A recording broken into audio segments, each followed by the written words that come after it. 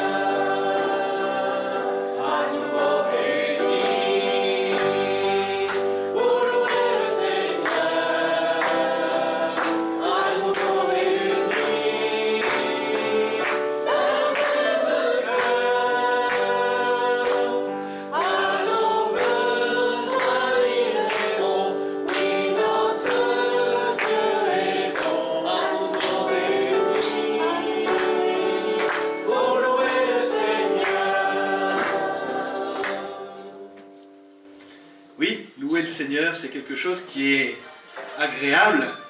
Ah, un appel divin peut-être, qui sait. C'est pas grave. Nous allons continuer par un autre cantique, celui qui nous dit chaque instant de chaque jour, je prends soin de moi. Oui, non, oui, mais oui, parce que Dieu nous donne de prendre soin de nous-mêmes, oui. Il a régénéré notre intelligence, oui, heureusement. Et donc, chaque jour, Jésus prend soin de moi aussi, chaque instant de chaque jour. Eh bien, de ce fait, nous pouvons être dans la joie.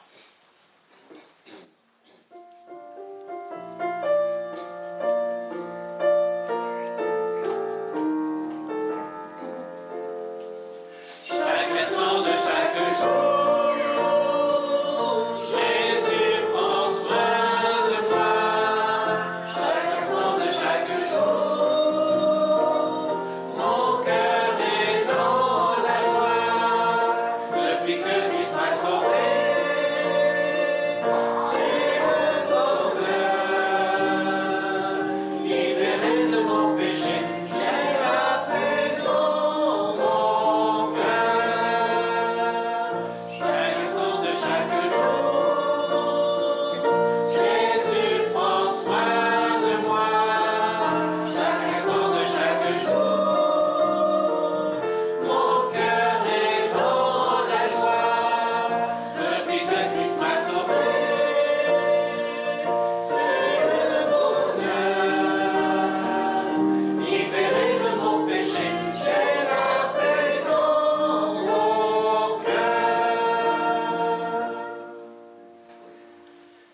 cette paix et votre partage ce matin, parce que tout cela, eh bien, nous l'avons par grâce, parce que notre Dieu est un Dieu puissant. Est-ce que vous êtes d'accord avec cela? Quand on sait que Dieu a tout, je dis bien tout créé, eh bien, on ne peut que se réjouir des merveilles de Dieu. Les merveilles de Dieu, comme nous le dit sa parole, rien que l'œuvre de ses mains, quand on contemple le ciel, elles sont manifestes. Vous le savez, j'aime bien regarder les nébuleuses, les étoiles et ces choses-là. Quand on voit toutes les coloris, et en plus, c'est tellement immense. On se dit, waouh, on est petit, on est une poussière, une infinité poussière dans l'immensité de sa création.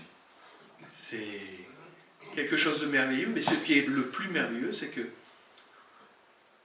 tout cela a été créé pour sa gloire, mais aussi pour l'homme. Tout cela a été créé aussi pour nous. Car Dieu est un Dieu puissant. Et en plus, il règne. Rien ne le déstabilisera. Rien. Il peut se passer ce que vous voulez dans ce monde.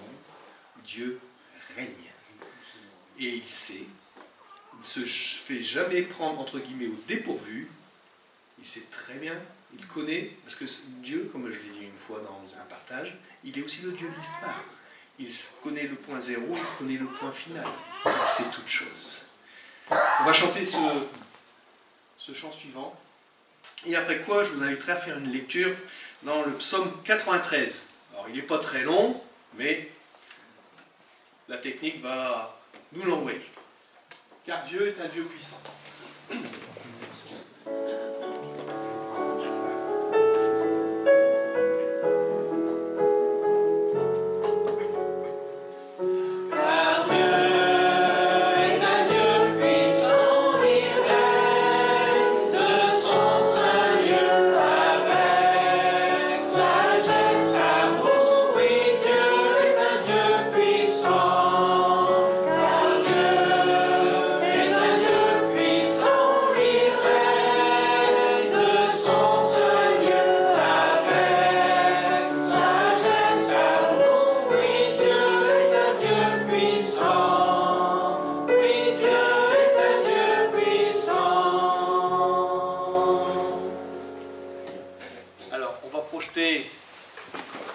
Le psaume 93.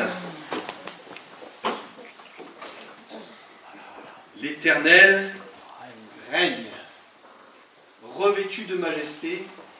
Oui, il en est revêtu. Il a noué la puissance autour de ses reins. C'est pourquoi la terre est ferme. Elle ne peut vaciller, s'effondrer. Dès l'origine, ton trône est ferme.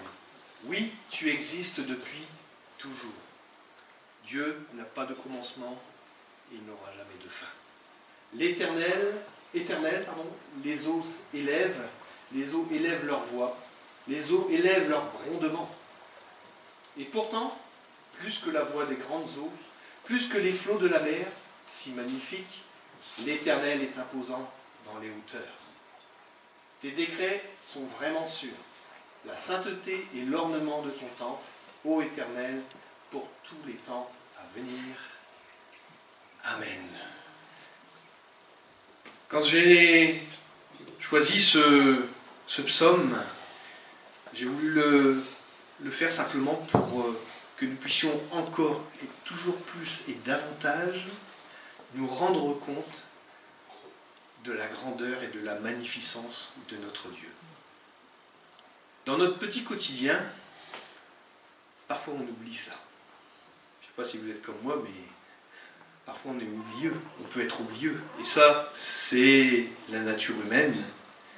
Et pourtant, Dieu, dans sa grâce, eh bien, nous aide à comprendre, à voir sa magnificence, sa sainteté, sa gloire. Tout cela dans tout ce que l'on peut voir au travers de l'infiniment petit, comme dans l'infiniment grand. Et tout cela, eh bien, c'est pour chacun de nous. Un autre chœur que nous allons chanter, c'est pour la durée des temps. Sa grandeur, sa gloire, sa sainteté, tout cela, c'est aussi pour la durée des temps, pour l'éternité. Il règne, il est sur son trône, il est saint de force, il est majestueux. Vous voyez le lien qu'il y a avec le psaume 93 ? C'est le même, on va dire, on pourrait presque dire qu'il en a été tiré pour la durée des temps et pour la durée des temps. On le chante.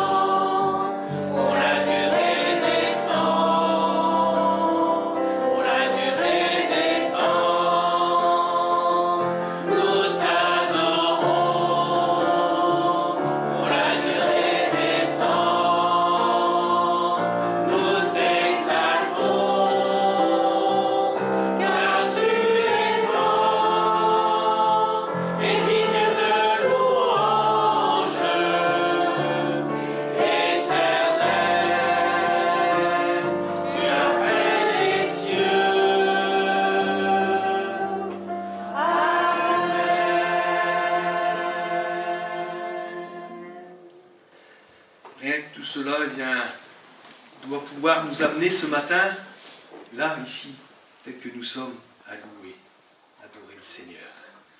C'est aussi pour cela que nous avons régulièrement ces cultes, de pouvoir louer et adorer ensemble le Seigneur. De mes lèvres, je veux te louer. C'est le prochain chant que j'ai encore choisi. Et après quoi, le frère qui doit préparer la scène se prépare, c'est-à-dire moi. On va faire tout, on va dire dans l'enfilade, mais avant, vous appelez à chanter ce chœur. De mes lèvres, je veux te louer. De ma bouche, de chanter. De mes yeux, il y a les yeux physiques, il y a aussi les yeux de la foi. Te contempler. Révèle-toi. Et Dieu n'est pas le Dieu qui reste caché. Bien des fois, Dieu se révèle. Je pense qu'on a tous fait cette expérience où Dieu, dans nos épreuves, dans nos difficultés, dans nos vies, Dieu s'est révélé. Il a agi. Il n'est pas ce Dieu qui a créé l'immensité, le ciel et la terre, et qui la laisse se débrouiller, et puis on verra à la fin ce qui en reste. Non. Chaque instant, chaque jour. Chaque seconde, microseconde, le Seigneur a son œil sur chacun d'entre nous. De mes lèvres, je veux te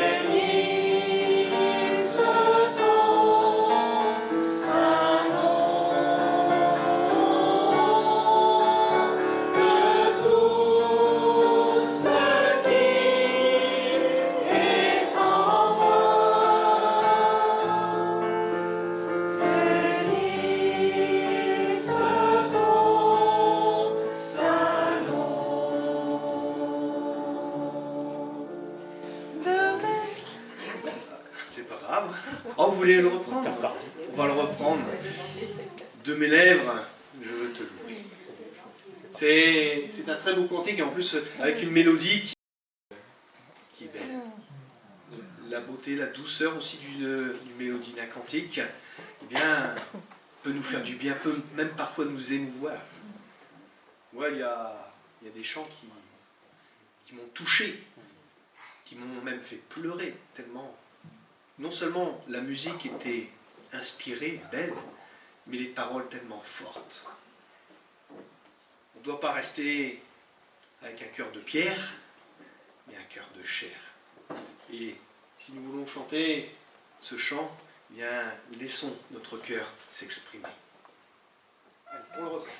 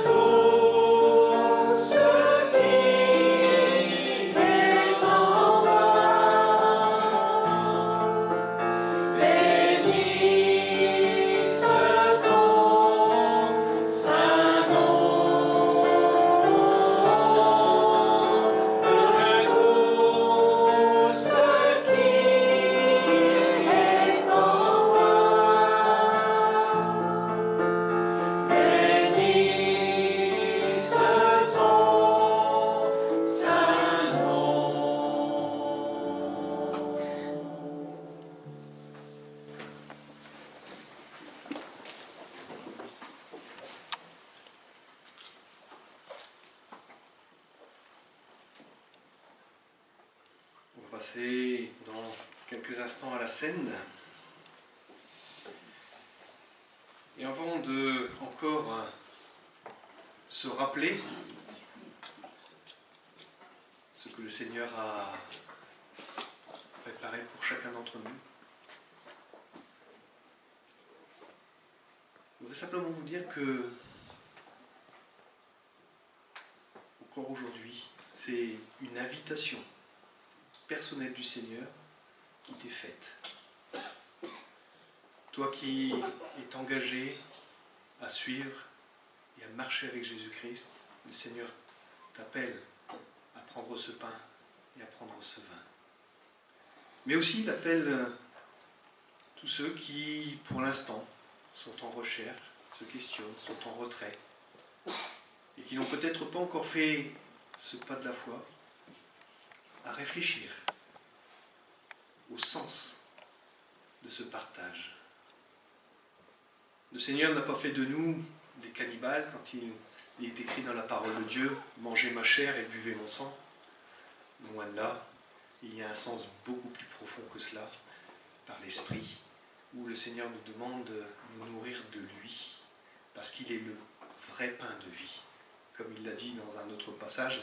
Je ne vais pas m'étaler sur cette parole.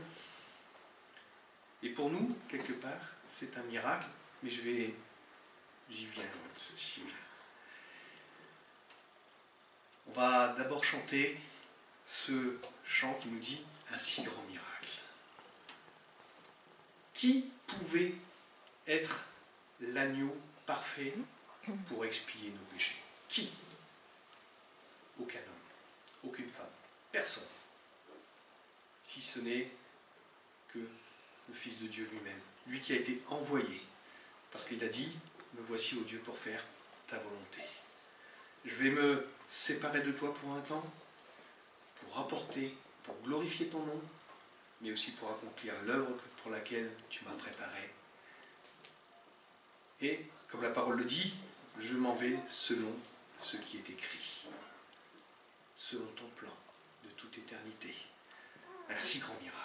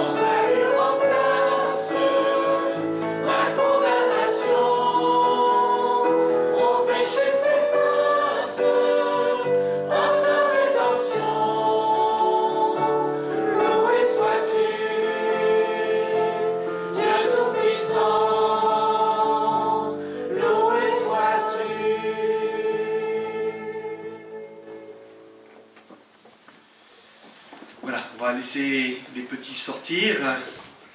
Ruth, on va prier pour vous. Voilà. Les petits, 1, 2, 3, 4.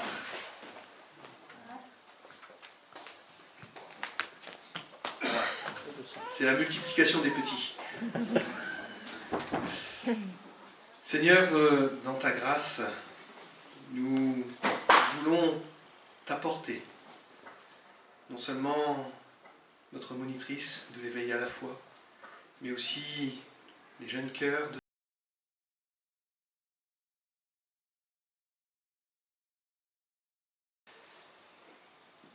Alors le moment de la scène, bien sûr, comme vous le savez, nous y sommes. Et j'aimerais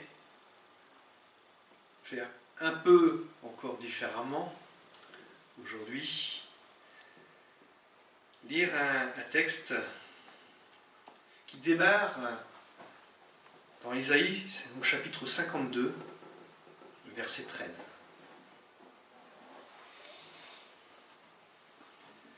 Voici mon serviteur prospérera, il montera, il s'élèvera bien haut. De même qu'il a été pour plusieurs un sujet d'effroi, tant son visage était défiguré, tant son aspect différait de celui des fils de l'homme. Là, on pourrait faire une pause et se rappeler ce que le Seigneur a subi quand il a été passé en jugement. En tant que juif, il portait la barbe. Ils l'ont arraché. Vous savez ce que ça... Quand on tire simplement rien qu'un poil, eh bien, ça a dû faire mal. Mais aussi tous les soufflets, les coups de poing qu'il a dû recevoir et les coups de fouet. C'était pas que dans le dos. Son visage, nous dit la parole, était défiguré. Tant son aspect différait de celui des fils de l'homme. De même, il sera pour beaucoup de peuples un sujet de joie. Devant lui, et là je dis en son temps, des rois fermeront la bouche. Alors, des rois, mais aussi des gouvernants, tous ceux qui ont autorité, car ils verront ce qui ne leur avait point été raconté. Ils apprendront ce qu'ils n'avaient point entendu. Qui a cru à ce qui nous était annoncé? Qui a reconnu le bras de l'Éternel? Il s'est élevé devant lui comme une faible plante. Eh oui, un bébé. Il est venu dans ce monde au travers d'une naissance, c'est vrai, certes miraculeuse, mais aussi faible. Comme un rejeton qui sort d'une terre desséchée. Il n'avait ni beauté, c'est-à-dire c'était le commun des hommes. Il n'y avait pas une auréole qui tournait autour de sa tête, non. Ni éclat pour attirer nos regards, pas d'habits somptueux, pas de couronne, pas de cèpe. Tout cela, il l'a laissé de côté. Et son aspect n'avait rien pour nous plaire. Méprisé et abandonné des hommes, homme de douleur et habitué à la souffrance, semblable à celui dont on détourne le visage, nous l'avons dédaigné, nous n'avons fait de lui aucun cas. Cependant, ce sont nos souffrances morales, physiques, spirituelles qu'il a portées. Ce sont nos douleurs, de nos douleurs qu'il s'est chargé. Et nous l'avons considéré comme puni, frappé par Dieu et humilié. Mais il était blessé pour nos péchés, brisé pour nos iniquités. Le châtiment qui nous donne la paix est tombé sur lui. Et c'est par ses meurtrissures que nous sommes guéris. Nous étions, nous, quelques-uns. Non, personne ne dit rien? Tous. Pas un seul. Nous étions tous errants comme des brebis. Et oui. Chacun de nous suivait sa propre voie. Et l'Éternel a fait retomber sur lui l'iniquité de nous tous. Pas que de quelques-uns.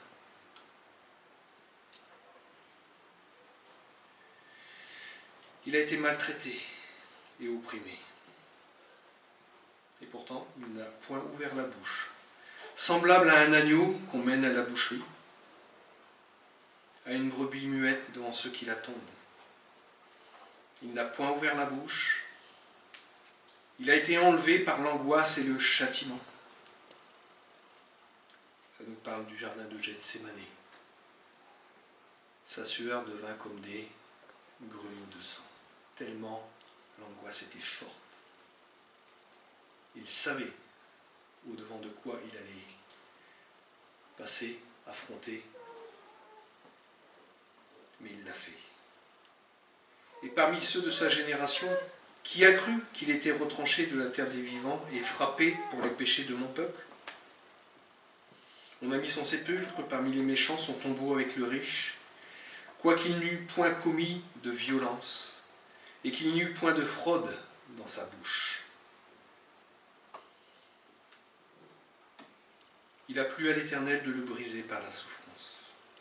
Et après avoir livré sa vie en sacrifice pour le péché, c'est là que je me réjouis, cette parole. Il verra une postérité et prolongera ses jours. Parce que Jésus est mort, Christ est ressuscité. Et cette postérité, quelque part, chaque enfant de Dieu en fait partie. Nous lui appartenons, nous sommes ses frères et sœurs. Et l'œuvre de l'Éternel prospérera entre ses mains. À cause du travail de son âme, il rassasiera ses regards. Essayez d'imaginer le regard de Jésus-Christ aujourd'hui sur son Église. Il voit l'œuvre qu'il a accomplie et il voit tous ceux qui, par sa grâce, vont passer l'éternité avec lui. Par sa connaissance, mon serviteur juste justifiera beaucoup d'hommes. Et il se chargera de leurs iniquités. C'est pourquoi je lui donnerai sa part avec les grands. Il partagera le butin avec les puissants. Parce qu'il s'est livré lui-même à la mort et qu'il a été mis au nombre des malfaiteurs, parce qu'il a porté les péchés de beaucoup d'hommes et qu'il a intercédé pour les coupables. Amen. Alors simplement ce texte, avant de prendre le pain et le vin, pour nous rappeler que ce n'est pas par contrainte que Jésus-Christ s'est donné, bien loin de là. Il s'est offert. Même sur cette croix, il aurait pu appeler une simple légion d'anges, suffisait. Une moitié même, un quart. Peut-être même qu'un seul aurait suffi. Mais il fallait qu'il aille jusqu'au bout pour que nous soyons pardonnés. J'invite les grands à sortir maintenant. Non, c'est après la scène. On va prendre le pain, le vin. Mon frère, si tu veux bien t'approcher, et nous allons prier ensemble.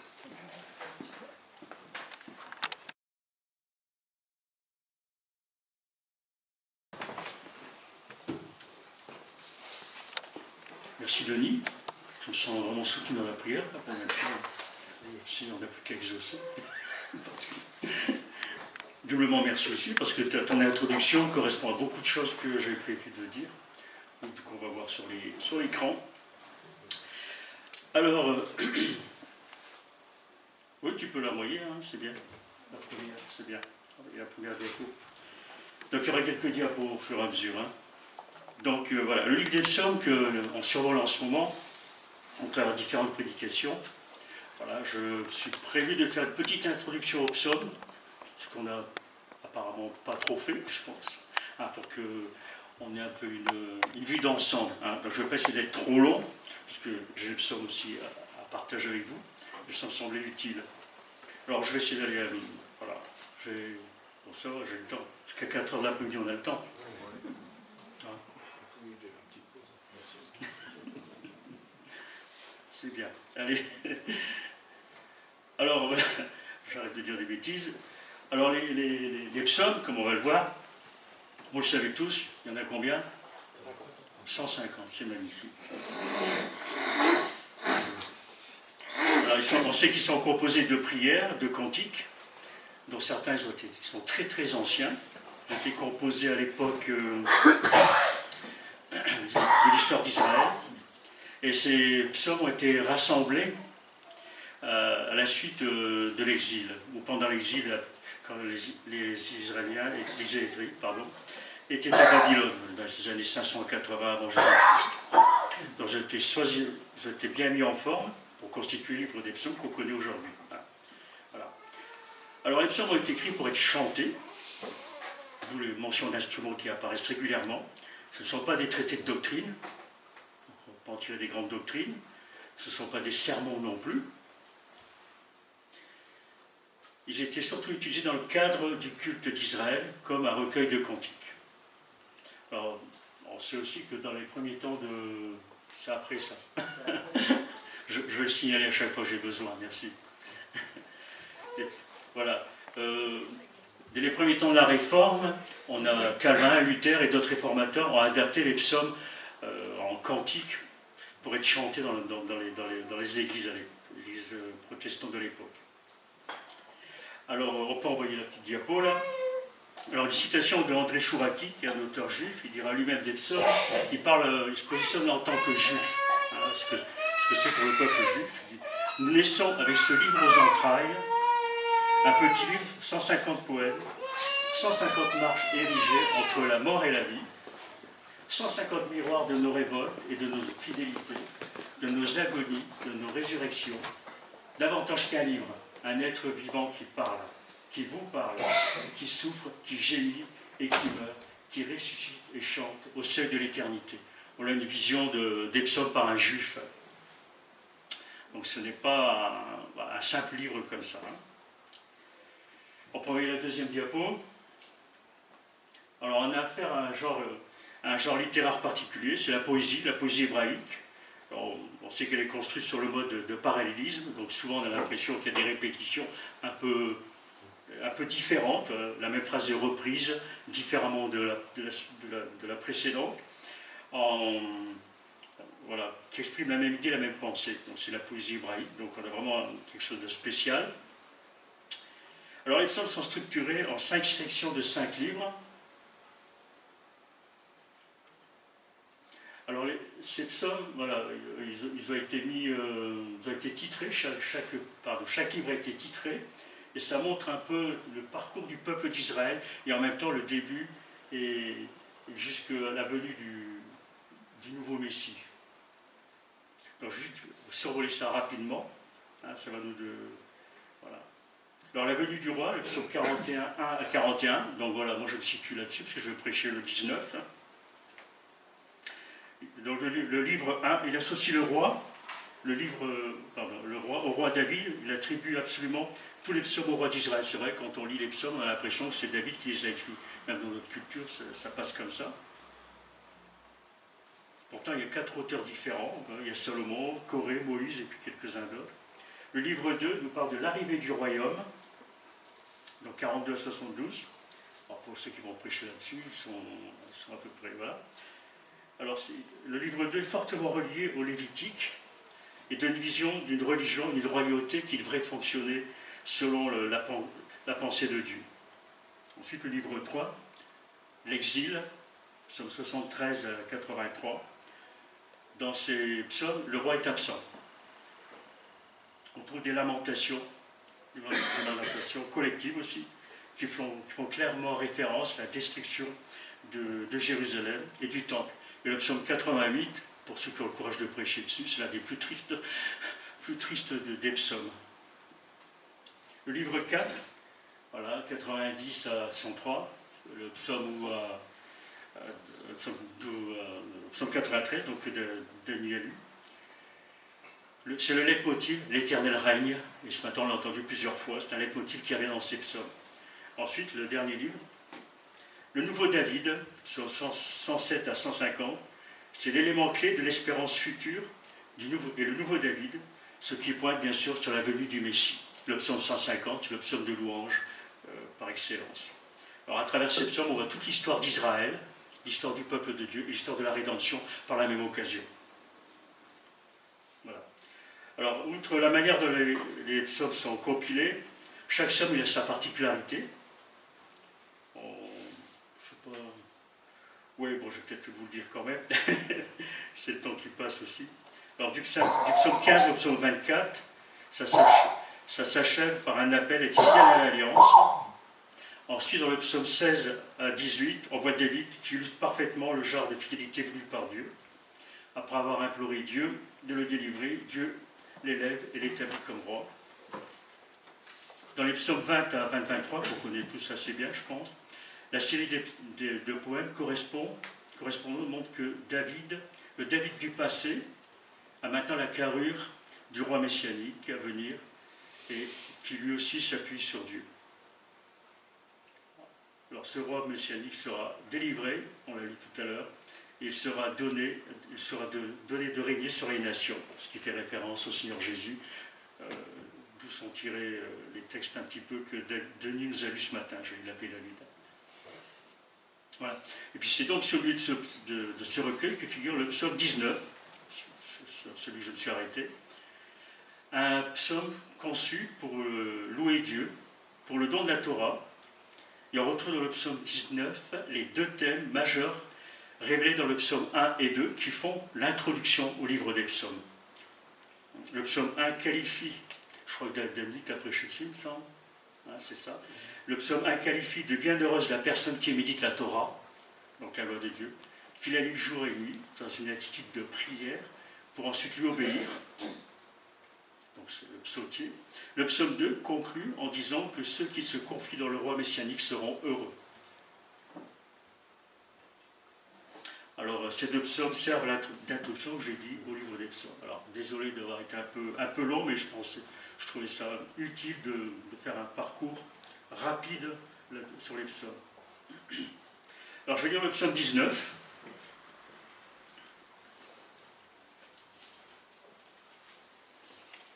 J'essaie de moins de cavaler quand je parle, parce que j'ai l'impression que je cours vite là.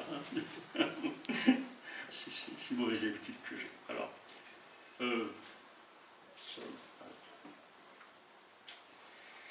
psaume 19. Au chef de chœur, cantique de David.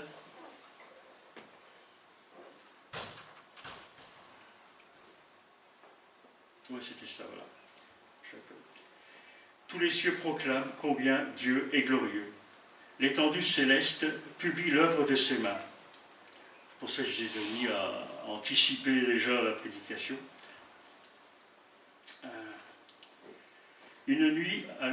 Un jour on informe un autre, une nuit à l'autre nuit, en transmettant et transmet la connaissance. Ce ne sont pas des paroles, ce ne sont pas des discours, ni des voix qu'on peut entendre. Cependant, leur voix parvient à toute la terre, et leurs accents aux confins du monde. Là, Dieu a dressé pour le soleil une tente, et comme un joyeux époux sortant de sa chambre, comme un guerrier qui s'avance, le soleil s'élance, joyeux de prendre sa course.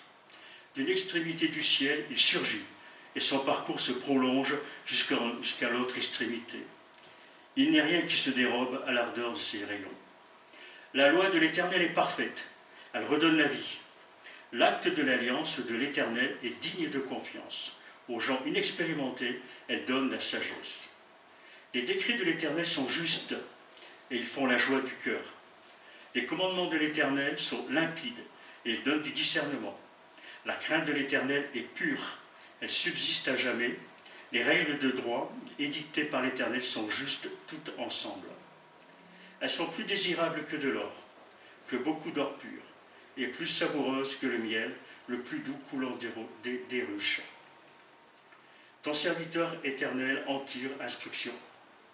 À leur obéir, on recueille un grand profit. Qui peut discerner tous ces faux pas? Pardonne-moi les péchés dont je n'ai pas conscience. Garde aussi ton serviteur des pensées d'orgueil, qu'elle n'ait sur moi pas la moindre emprise. Alors je serai intègre, innocent de grande foi. Veuille agréer mes paroles et la méditation de mon cœur. Ô Éternel, mon rocher, mon libérateur.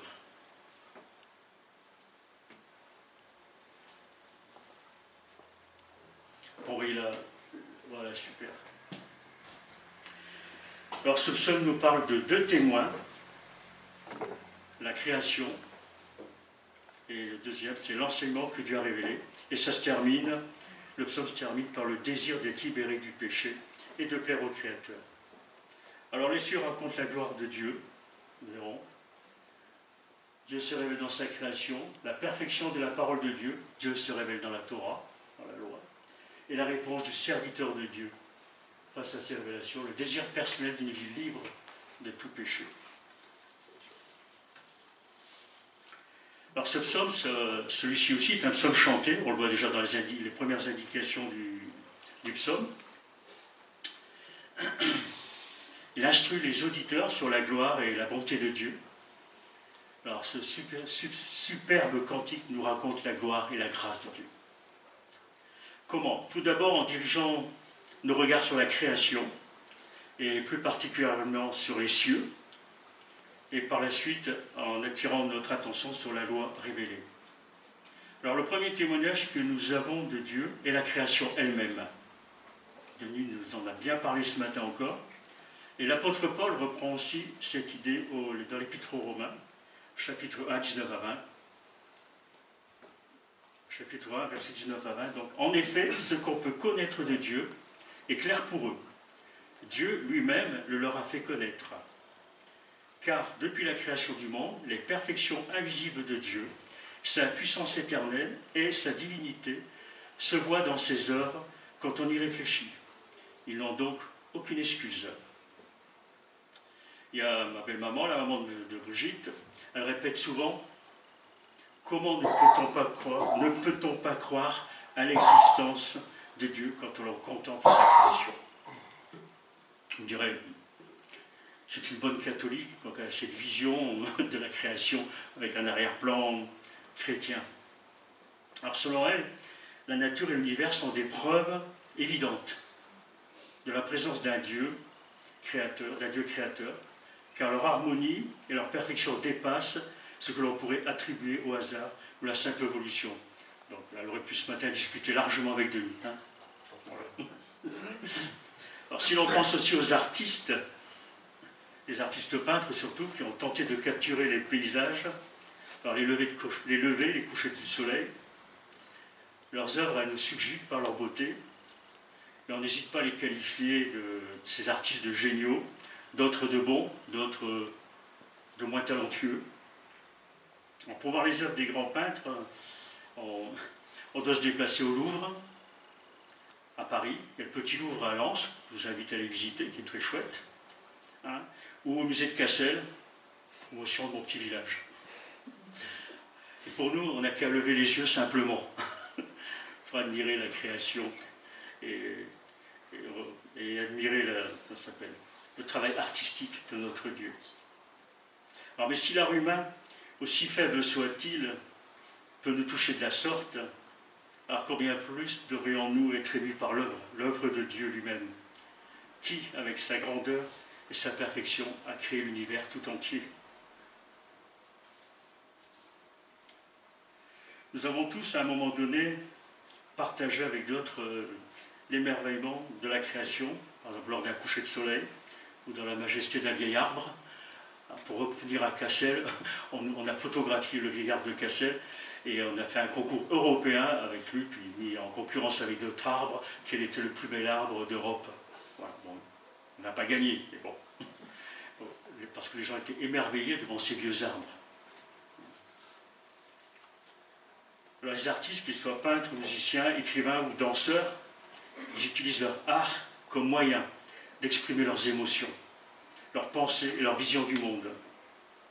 Chaque œuvre reflète souvent l'état d'esprit de l'artiste au moment de sa création, que ce soit de la joie, de la tristesse ou de la colère.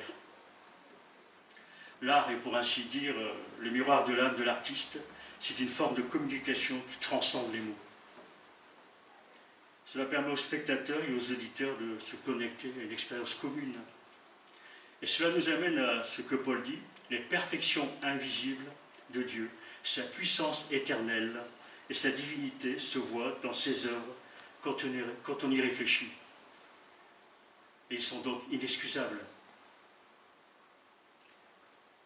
La création, cette révélation donc générale de qui est Dieu, qui se révèle dans la nature, c'est le premier témoignage accessible à tous, car tout le monde peut connaître quelque chose de Dieu à partir de la création physique. La création nous montre que Dieu est infiniment riche en beauté. Et chaque jour, les mêmes paysages se transforment.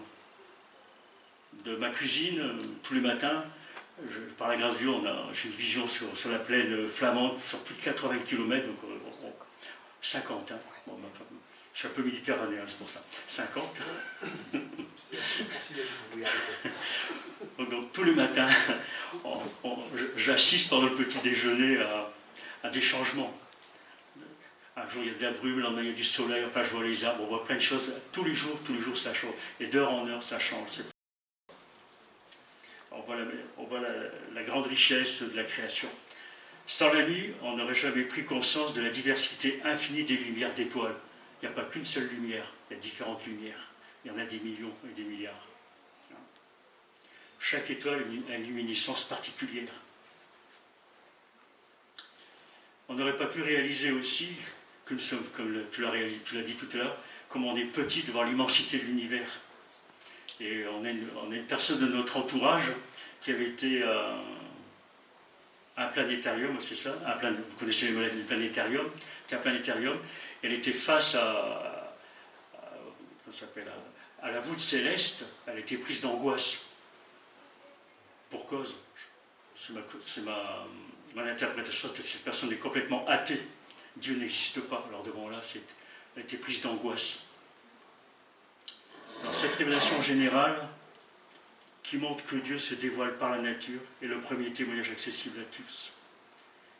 Car chacun peut connaître quelque chose de Dieu à travers la création physique.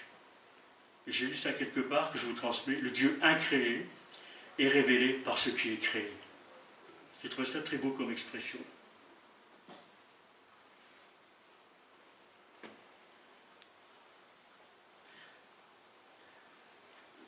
Voilà. L'œuvre de la création est une prédication silencieuse, jamais interrompue. Cela est compris par tout le monde, malgré les différences des langues parlées. Que nous soyons un savant ou un illettré, nous comprenons le langage des cieux, exaltant la gloire de Dieu. C'est une expérience commune à toute l'humanité, où qu'on soit. Et c'est tout ça merveilleux. Et Jean Calvin disait, David a choisi les cieux parce que c'est en eux que l'image de Dieu brille avec le plus d'éclat. Mais lorsqu'une fois nous avons appris à connaître Dieu par la contemplation des dieux, nous savons aussi admirer sa sagesse jusque dans la plante la plus chétive. Denis aurait pu dire la même chose d'ailleurs, n'est-ce pas, hein? Là, tu étais bien, ce matin tu étais super extra bien inspiré.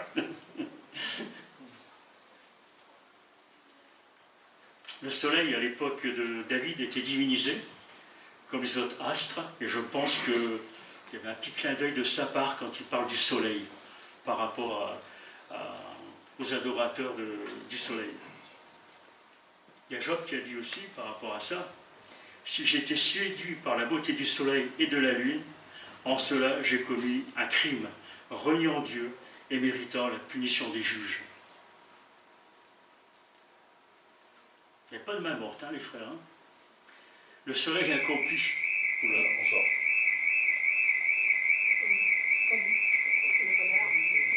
C'est normal? Ah, ok, d'accord. Okay. Donc, quelquefois, ce serait un exercice qui n'était pas prévu. Au cas où je vous savais bien. Le soleil accomplit chaque jour la mission. Merci. La mission que Dieu lui a confiée. Donc, je reviens. Le soleil accomplit chaque jour la mission que Dieu lui a confiée.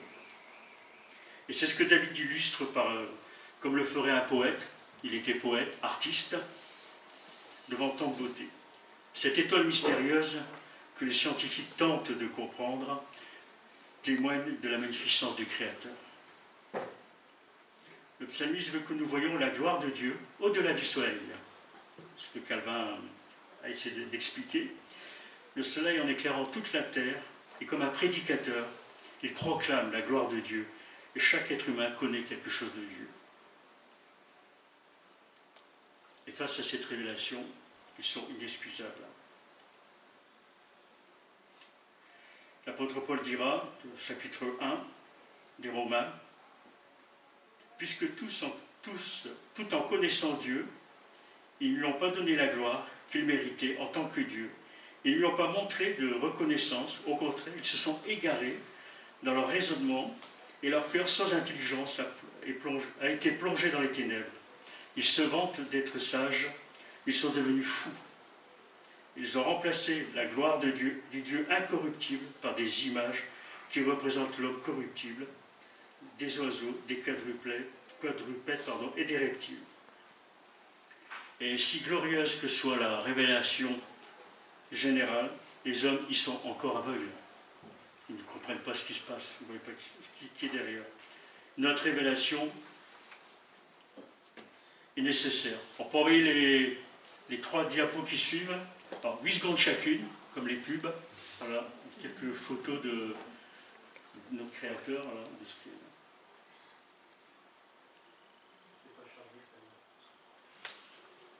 Ça marche pas? Il n'y en a qu'une? Ah, si, ça vient. Voilà. Et c'est pas un tableau, c'est pas un dessin. Voilà. C'est une photo prise dans les ciels par Hubble, c'est ça.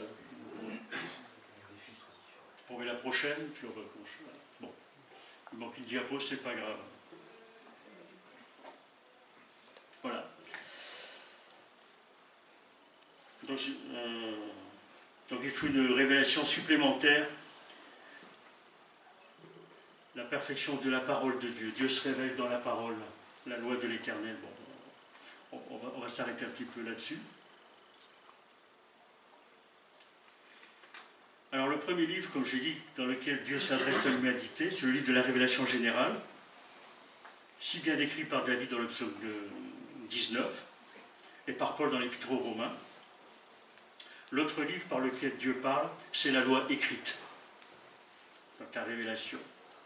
Alors pour David, il parlait de la Torah, c'est-à-dire les 5 livres du Pentateuque. Si les grands n'étaient pas sortis, je leur aurais posé la question qu'ils me récitent le Pentateuque dans l'ordre si possible. Mais bon, tous les grands le connaissent par cœur, j'espère. Alors, Genèse, Exode, Lévitique, Nombre et Deutéronome. Voilà. C'est le Pentateuque, les 5 premiers livres de la Bible. La loi, telle que David la présente, est source de bienfaits. Et nous considérons souvent la loi sous l'angle des commandements. On pense en particulier aux 10 commandements, ce qui est juste. Paul développe surtout cet aspect dans l'Épître aux Romains. La loi, les 10 commandements. Il attribue à la loi un ministère de condamnation parce qu'elle révèle à l'homme sa misère spirituelle et son état de pécheur. Et la loi ne donne pas la force de s'en sortir. Bon, ailleurs, l'apôtre Paul va plus loin que ça. C'est de faire le parallèle entre la loi, comment on peut la voir, et le roi David, comment il la voyait. Alors cependant, ce psalmiste comprend le terme « la loi » par les promesses et les moyens de grâce. Pour David, la loi, c'est l'ensemble des enseignements qui nous détournent du péché et nous guident vers la sainteté. Alors, dans le psaume, on peut voir qu'il y a une nette différence sur les termes employés par le mot Dieu. Dans le texte original, c'est très parlant. Du verset 1 à 7, on trouve elle, E-L, donc un terme générique, diminutif d'Élohim, non attribué à Dieu, surtout dans les premiers chapitres de la Genèse, où il est dit par exemple Dieu créa. Hein, donc c'est Elohim, voilà, c'est ça, Elohim Mara, n'est-ce pas? Et ensuite, à partir du verset 8 à 15 du psaume 19, nous avons le terme éternel, c'est Yahweh, qui apparaît 7 fois. C'est le nom d'alliance que Dieu révéla à Moïse. On voit ça dans l'Exode. Alors Dieu dit à Moïse, je suis celui qui est. Puis il ajouta, voici ce que Dieu te dira aux Israélites, je suis, m'a envoyé vers vous. C'est le nom de notre Dieu, le Dieu de l'alliance. Celui qui fait alliance avec son peuple. Et David parle de Dieu dans ces termes-là. En général, les traductions rendent assez bien la différence. Au verset 2, on voit c'est traduit, elle est traduit par Dieu dans les nos versions. Et à partir du verset 8, le mot Dieu c'est vraiment, Yahweh est vraiment rendu par éternel. Donc on voit vraiment la différence, même dans nos traductions, c'est faisable. Alors, comme je dis souvent, comme j'aime bien dire, c'est une lecture attentive peut nous conduire à des merveilles découvertes. Si on fait bien attention, on peut voir ce genre de choses. Alors, bien sûr, il faut prendre le temps de lire la Bible avec soin, et puis parfois observer des détails qui ne sautent pas tout de suite à la première lecture. Alors la loi de Yahweh, elle est parfaite. La loi de l'Éternel est parfaite. C'est-à-dire que les instructions et les enseignements que Dieu a donnés manifestent sa gloire. Nous avons affaire à un Dieu parfait. Il peut ne faire qu'une loi parfaite. Il est logique, voilà.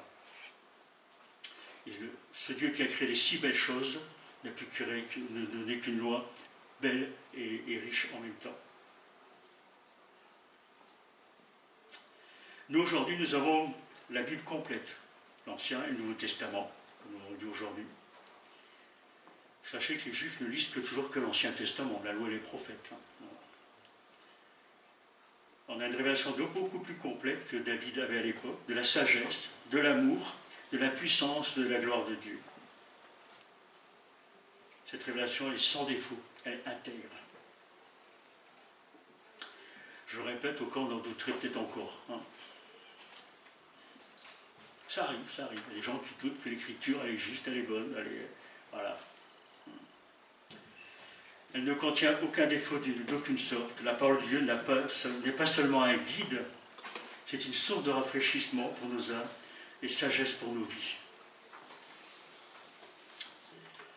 Alors, il nous faut nous immerger quotidiennement dans sa parole, lui permettant de nous transformer et de nous renouveler de l'intérieur.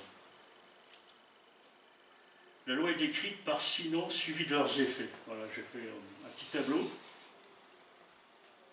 Donc on retrouve la loi, comment elle est nommée, enfin les synonymes, pardon, et en face les épithètes, des adjectifs. Alors la loi de l'Éternel, elle est parfaite, elle restaure l'âme, il est dit dans le psaume. Restaurer l'âme, c'est souvent traduit par convertir, raviver, se détourner aussi. La parole de Dieu a cette capacité de transformer le cœur de fond en comble. Et Hébreux 4,12 dira « Car la parole de Dieu est vivante et efficace. Elle est plus tranchante que toute épée à double tranchant et pénétrante jusqu'à la division de l'âme ainsi que de l'esprit, des jointures ainsi que de la moelle. Elle juge et dispute les pensées du cœur. » La parole de Dieu a cette capacité de travailler au plus profond de notre être, de nous transformer, de nous renouveler et de nous restaurer, comme il est dit là. De nous ramener à une stature tout à fait différente. Elle a cette capacité de réparer l'âme, abîmée par le péché, et les problèmes graves qui en ont subi les conséquences. Personnellement, j'en ai fait l'expérience, j'ai un passé très lourd, très difficile, sans psychologue, sans personne. Avec la parole de Dieu a fait son effet dans mon cœur, elle a fait de moi une nouvelle création, une nouvelle nature. Voilà. Et quand je raconte ma vie à certaines personnes, ils disent c'est pas vrai que tu as fait tout ça, c'est pas vrai que tu as vécu tout ça. Voilà. Je parle de moi, mais d'autres personnes ici peuvent en témoigner aussi. La parole de Dieu a vraiment un effet transformateur, profond. Le témoignage de l'Éternel est sûr, c'est l'autre nom de la loi. Elle rend témoignage à celui qui l'a écrite, à celui qui l'a donné. Alors, il donne la sagesse aux simples. Le psaume 119, c'est un des frères prêche dessus, bien sûr. Voilà un des versets que l'on connaît tous. Comment le jeune homme ou la jeune fille rendra-t-il pur son sentier en se dirigeant d'après ta parole? Ton commandement me rend sage, plus que mes ennemis, dira David d'ailleurs, car il m'accompagne toujours. Et le livre des Proverbes est une mine d'or pour acquérir la sagesse. 30 chapitres, un chapitre par jour et par mois. Alors voilà. On est de quoi? Et à chaque fois c'est nouveau, je vous le garantis. Voilà, la parole de Dieu, c'est la sagesse du croyant. Il ne suffit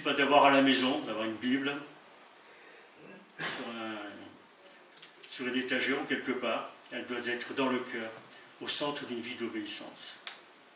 Et j'aime beaucoup cette expression que David dira dans un des psaumes, je ne sais pas si c'est 119, il dit « Je serre ta parole dans mon cœur ». Ce n'est pas sur mon cœur, je ne prends pas ma Bible et je fais comme ça. Ta parole est dans mon cœur et je la serre au fond de moi. Ça, j'aime ça. Voilà, les ordonnances de l'Éternel sont, je ne vais pas trop, il faut que j'avance quand même. Elles réjouissent le cœur de l'âme. La parole de Dieu est bénéfique pour celui qui la reçoit dans son cœur. Les commandements de l'Éternel est pur, il éclaire les yeux, il apporte le discernement dans nos vies, comment nous diriger, dans quel sens aller, quel choix faire. Plus on est empreint de cette parole, plus on trouvera des chemins tout tracés dans nos cœurs. La crainte de l'Éternel, elle est pure, elle nous affranchit des comportements dégradants. Et elle subsiste toujours. Voilà. Les jugements de l'Éternel sont vérité, ils sont justes. Voilà, les effets de la parole sur le croyant donnent une profondeur de vue, rend la joie au cœur, ouvre les yeux de l'intelligence, elle ne sera jamais périmée, ça rejoint un peu ce que Denis a dit tout à l'heure. Vers quoi d'autre peut-on aller? Vers quoi d'autre peut-on se tourner? Franchement, il n'y a pas grand-chose dans ce monde. Hein. Voilà, pour trouver la paix de l'âme et une maturité. L'apôtre Paul dira à Timothée, donc son jeune disciple, comme j'aime bien l'appeler, voilà ce qu'il lui dit. Depuis ton enfance, tu connais les saintes écritures qui peuvent te rendre sage à salut. Sage en vue du salut par la foi en Jésus-Christ. Il dira ailleurs, et un peu plus loin, il dit toute l'écriture est inspirée de Dieu. Elle est utile pour enseigner, pour convaincre, pour corriger, pour instruire dans la justice, afin que l'homme de Dieu, la femme de Dieu, l'enfant de Dieu soit formé et équipé pour toute bonne œuvre. Voilà l'effet de la parole de Dieu dans nos vies. Alors comme je disais tout à l'heure, la parole de Dieu a le pouvoir merveilleux de changer le cœur humain pour être sûr que ce que Dieu a révélé est digne de confiance.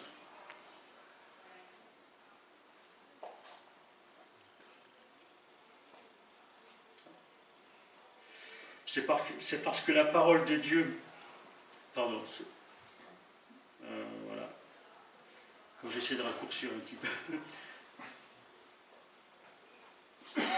La parole de Dieu enseigne le saint respect du Seigneur, et c'est pour ça que David a fait l'expérience de la parole de Dieu, et c'est pour ça qu'il dit que cette parole, elle est plus précieuse que l'or pur,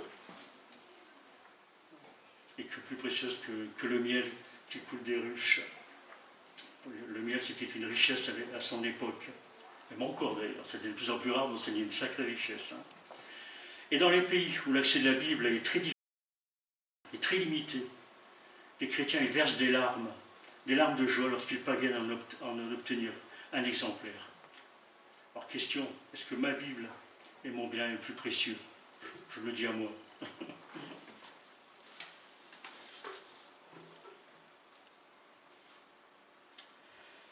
Alors la réponse du serviteur de Dieu, de l'enfant de Dieu face à toutes ces belles choses, la parole de Dieu a un effet radical sur la vie du roi David. Il se laisse enseigner. David est de ces personnes, je dirais, enseignables, toujours disposé à se soumettre aux enseignements d'Écriture. Il a compris que le but principal consiste à glorifier Dieu et à prendre plaisir en lui éternellement. Et je ne sais pas si vous connaissez le pasteur théologien John Piper. Il a développé un ministère, et j'aime bien le thème du ministère, c'est Desiring God, désirer Dieu, être des désirants de Dieu. Je trouve ça vraiment beau comme expression. Voilà, David était un des désirants de Dieu, désirer Dieu. L'Éternel dit à David qu'il était un homme selon le cœur de Dieu.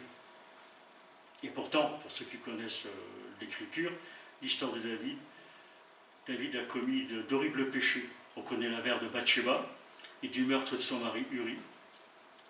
David avait beaucoup de sang sur les mains.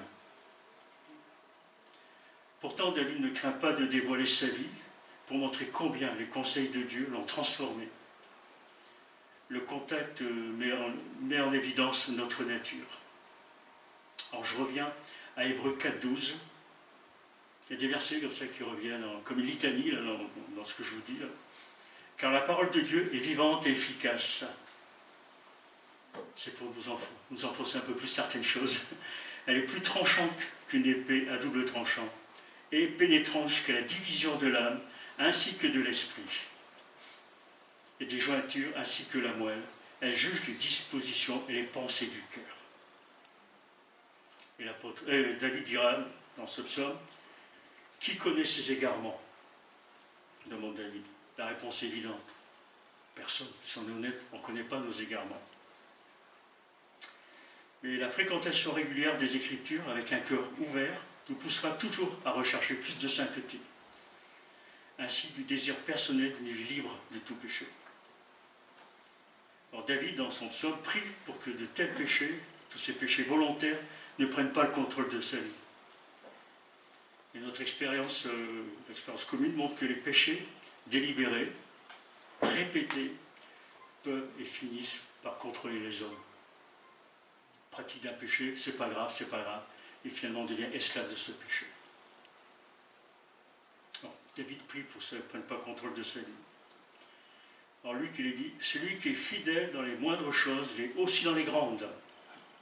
Et celui qui est injuste dans les moindres choses, il est aussi dans les grandes. Veillons sur nos vies. Alors David a plusieurs sujets de prière, comme on dit souvent. Pardonne-moi ce que j'ignore, en parlant de ses péchés. Alors je me suis fait souvent cette réflexion. Nous n'avons qu'une vague idée du péché. Bien sûr, il y a les 10 commandements. Tu ne dois pas, tu dois pas, tu dois pas. Il y a les lois sociales. Il ne faut pas, attention. Voilà. Mais réellement, on ne sait pas, on ne connaît pas la réalité du péché. On ne connaît pas ce que c'est vraiment le péché. Le péché est parfois tellement subtil. Les demi-vérités ne sont pas tellement condamnées par la loi. Les omissions, les négligences. Je parle pour moi là. La différence, point de suspension. Et ailleurs il est dit, je crois que c'est David qui doit dire ça, au psaume 139, il dit « Sonde-moi, ô Dieu, pénètre mon cœur, examine-moi et pénètre les pensées qui me bouleversent. Considère si je suis sur le chemin du mal et dirige-moi sur la voie prescrite depuis toujours. » Voilà notre attitude face au Seigneur et à sa parole. Nous cessons par lui et par elle. L'une de ses prières, c'est aussi « Préserve aussi ton serviteur des orgueilleux ». On peut le traduire aussi des gens qui sont arrogants, qui sont dans une rébellion ouverte face à Dieu, qui ne dominent pas sur moi. Voilà sa prière. Et dans notre quotidien, dans nos lieux de travail, là où nous sommes, il y a des gens qui méprisent Dieu, qui sont arrogants. Alors, le psaume 17, verset 8 dit « Garde-moi comme la prunelle de tes yeux, cache-moi bien à l'abri sous tes ailes. » Voilà la prière de David. Parce que les péchés commis par arrogance et rébellion sont une sacrée affaire. Ceux qui les outragent, j'ai noté ça, ceux qui les commettent outragent Dieu, ils méprisent sa parole, et malheureusement il n'y a pas de bénédiction de Dieu pour ces gens qui se comportent comme ça. Sauf s'il y a repentance, bien sûr, de leur part. Et c'est pour ça que dans l'Épître aux Corinthiens, on ne l'a pas lu ce matin, souvent on le lit pendant la scène, que le chrétien doit faire attention à son état de cœur face à Dieu, face à sa parole. Parce que ça peut avoir des conséquences sérieuses dans la vie pour le chrétien qui commet des péchés de telle sorte, des actes de rébellion.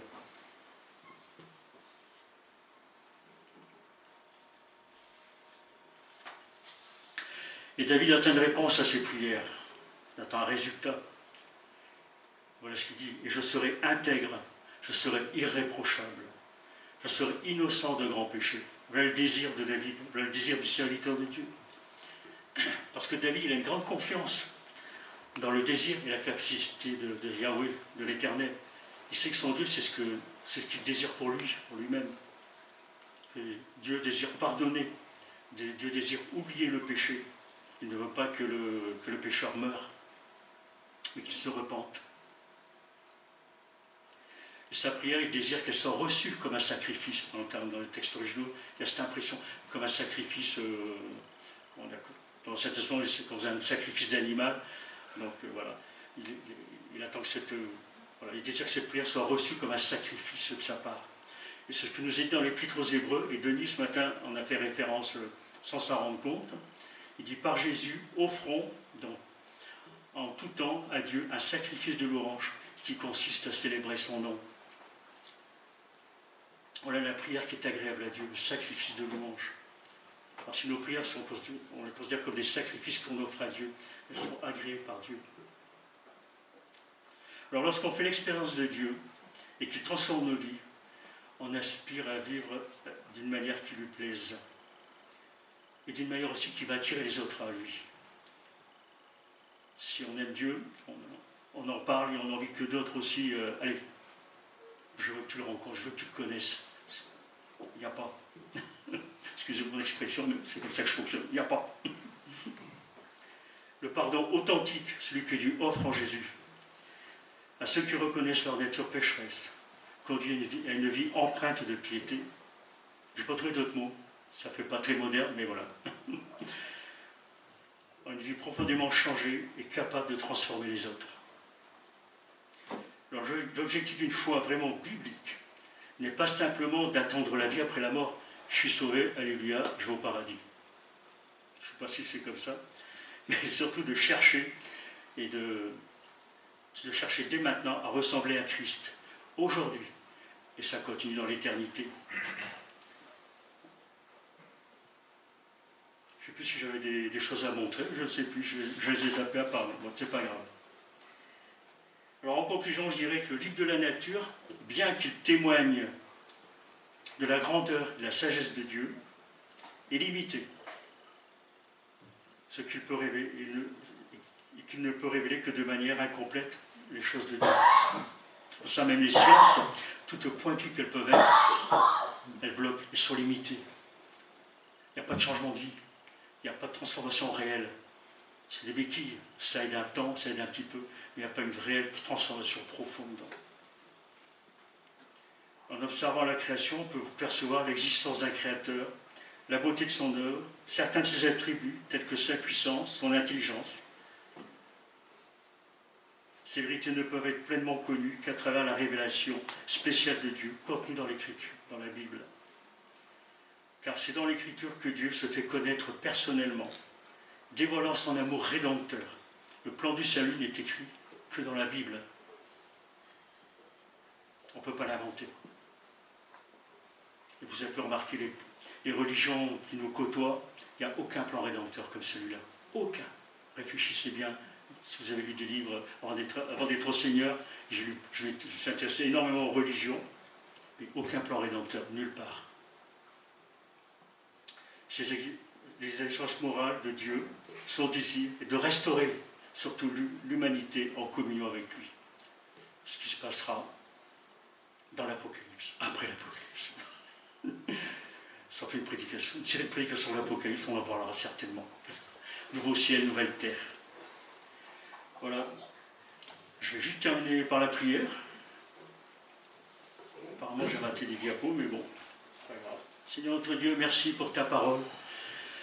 Elle est tellement merveilleuse, Seigneur, qu'on est ébahi devant tant de richesse, tant de profondeur, tant de beauté, qui exprime ton propre caractère à toi, qui exprime qui tu es toi réellement, notre Dieu. Accorde-nous cette grâce de savoir plonger nos regards dans ta parole, comme le psalmiste dit aussi, de la serrer dans notre cœur, Seigneur, et de nous conformer à ce que tu nous apprends au quotidien, être de vrais disciples, et que chaque jour nous puissions marcher à la lumière de ces révélations que tu nous accordes, par la grâce de ton Fils Jésus-Christ. Amen.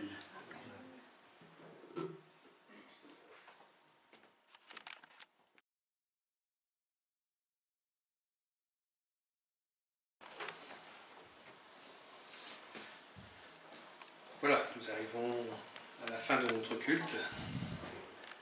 Dieu se révèle, il s'est révélé par sa parole, oui. Mais avant même que les premiers écrits soient écrits, il y en avait d'autres bien antérieurs. Ah, Paul, tu fronçais sourcils, mais pourtant c'est une réalité. Il y a ce qu'on appelle les textes fondateurs. de beaucoup de peuples, que ce soit le Yijing, que ce soit le Popol Vuh, que ce soit le Shilan Balam, et tant d'autres, où il est évoqué un Dieu qui, à un moment donné, à cause du péché de l'homme, dû faire faire un bateau. Il y a plusieurs noms, hein, mais tout ça, ça a été aussi transcrit par un homme qui s'appelle Noé et ses fils. Parce que Noé connaissait Dieu. Et il connaissait Dieu de par tout ce qu'il a appris, mais aussi depuis Adam. Adam et Ève ne sont pas restés 5 minutes dans le jardin. Et quand il est écrit que Dieu le prenait par la main, et il posait des questions à Adam, et alors, qu'est-ce que tu as vu aujourd'hui? Et il expliquait les choses. Dieu s'est révélé, Dieu se révèle, et il se révélera encore jusqu'à un moment donné où toute chose, c'est vrai, s'arrêtera, il y aura de nouveaux cieux et de nouvelles terres. Mais c'est une réalité, vous pouvez faire les recherches, ce que je viens de dire, c'est la réalité. Ce sont des choses que on n'est pas forcément censé savoir parce qu'on ne l'apprend pas forcément à l'école, mais Dieu a déjà prévu le salut de l'humanité, pour tous ceux qui veulent le recevoir, bien sûr. Je referme la parenthèse pour passer aux annonces. Alors, nous avons cette semaine, en premier lieu, un groupe de dames, confirmé par notre sœur Chantal, qui fait oui. Donc, petit gâteau, café, et partage. Partage sur la parole de Dieu. Ensuite, donc, ce mercredi... Pardon ? Ah oui, c'est vrai. J'ai laissé... Bon, là, je fais mon mea culpa. J'ai laissé Google Meet, mais bon, ça sera timide. Donc, le lien sera envoyé, bien sûr, pour tous ceux qui veulent, bien sûr, nous rejoindre. Ensuite, non, je crois que je l'avais déjà envoyé, non, c'est... la même prière que tu as envoyé. Ensuite, donc, on revient à une réunion d'anciens pour le 12 septembre. Ça, c'est une réunion que nous avons entre nous pour la gestion spirituelle de l'Église. Nous allons discuter de choses et d'autres. Donc, ce qu'on vous demande, c'est de prier pour nous. Prier pour notre frère Marc, pour que le Seigneur le relève dans sa santé et qu'il continue aussi à nous conduire dans ses voies, et que cette année qui s'ouvre devant nous, cette année scolaire, soit riche en grâce, riche en bénédiction, et que je vous laisse 3 petits points pour compléter, mais que ce soit quelque chose de béni pour chacun d'entre nous. Ensuite, nous passons avec donc ce fameux séminaire qui arrive, avec le samedi 14 à 14h30. Alors, le thème, le pardon, une puissance qui libère. Oui, pardon, oui, c'est ça. Une puissance qui libère. Donc les uns les autres, le pardon de Dieu et le nôtre. Et souvent il y a une différence. Sommes-nous capables de pardonner comme Dieu nous pardonne? À méditer. Après, il y aura donc au soir une réunion spéciale pour les jeunes, groupe de jeunes, donc ils vont se reconnaître. Dimanche, au culte, bien sûr, notre frère sera encore parmi nous. Donc, refuser ou accepter de pardonner. C'est un grand sujet parce que les règlements de compte au ciel, c'est fini. C'est ici que ça se règle. Tant qu'il y a de la vie, il y a de l'espoir. Tant qu'il y a de la vie, il y a aussi possibilité de réconciliation. Tant que tu marches avec, on va dire, ton juge, tu peux toujours t'accorder avec lui, tant que tu n'es pas devant le tribunal. Hein, vous voyez l'image. Donc le contenu, serviteur impitoyable et Philémon et Onésime. Donc ce sera les grandes lignes sur lesquelles il y aura ces discussions. Et après, bien sûr, ce repas fraternel que voici détaillé, hein, habituel bien sûr, il y aura donc la dernière partie, et c'est peut-être là aussi quelque chose de difficile, sortir du conflit. Parfois, c'est pas évident. Et avec le temps, au début, ça peut être simplement qu'un fil d'araignée. Après, c'est toute une toile qui nous tient. Le contenu, donc, attitude qui tue ou favorise la communication et gestion du conflit. Voilà. Donc tout ça, ça sera partagé par notre frère Daniabo. Bon, on le connaît pour beaucoup d'entre nous. Très intéressant, profond, mais aussi dans son allocution très accessible. Très accessible. Donc, vous êtes tous invités à participer à ce séminaire. Voilà, on passe. Alors, petite information que j'ai eue tout à l'heure, avant d'arriver à cela. La semaine prochaine, dimanche 15 septembre, il y aura les Amis de la Meunerie et l'association Petit Cœur qui vont faire une brocante, un vide-grenier là, dans le quartier et dans la rue. Donc ça veut dire que vous ne pourrez pas vous garer de 8h à 17h dans le périmètre de la brocante. Ça sera à l'extérieur. Donc, un homme averti en vaut deux. Un chauffeur averti en vaut deux. Voilà, tous ceux qui viennent à pied, il n'y a pas de problème, mais pour les voitures et tout ça, ça va être plus compliqué. Donc il va falloir prévoir un petit temps, on va dire, d'avance pour faire un peu de marche. Ah, c'est bon la marche, hein, pour venir jusqu'ici. Voilà. C'est dans quelle rue? Alors, rue de l'Égalité jusqu'à la rue Bichat, rue des Vosges, rue Bichat, jusqu'à rue du Manoir, rue de Strasbourg. Donc ça, je vais l'afficher là-bas au bout. Tout est noté là. Pour ceux qui veulent s'informer, c'est là-dessus. Voilà, on passe à la suivante, à vos agendas. Alors, s'il y a des associations, bon, vous avez vu que la semaine dernière, on l'avait déjà, mais on a dû faire, par force et contrainte, un échange avec la matinée de travaux, puisqu'il y avait quand même plusieurs absents pour ce CA des associations. Donc on a fait un échange hier, on a fait des travaux. Voilà. Donc priez aussi pour les membres du CA, pour que là aussi, Dieu nous conduise en toutes choses.